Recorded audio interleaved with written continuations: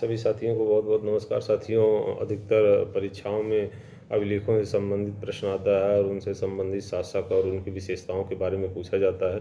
तो यहाँ पे हम कुछ प्रमुख अभिलेखों के ऊपर चर्चा करेंगे जो अधिकतर परीक्षाओं में ट्रेंडिंग में रहता है और पूछा भी जाता है, मिलाने के लिए भी देता है और वैसे भी दे देता है। तो यहाँ पे हमको ध्यान रखना है। सबसे पहला है तो हाथी गुम्फा अभिलेख।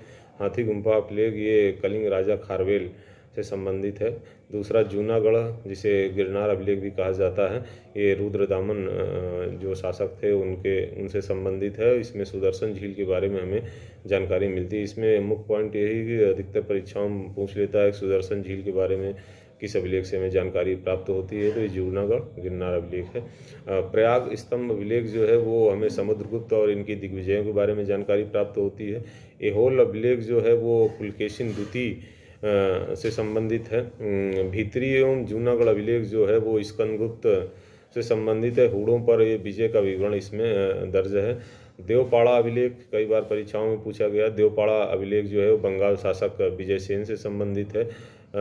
उसके बाद ये बांसखेड़ा और मधुबन अभिलेख जो है हर्षवर्धन की उपलब्धियों पर प्रकाश डालता है। बालाघाट और कार्ले अभिलेख ये सातवाहनों की उपलब्धियों पर प्रकाश डालता है। अयोध्या अभिलेख ये शुंगों की उपलब्धियों पर प्रकाश डालता है।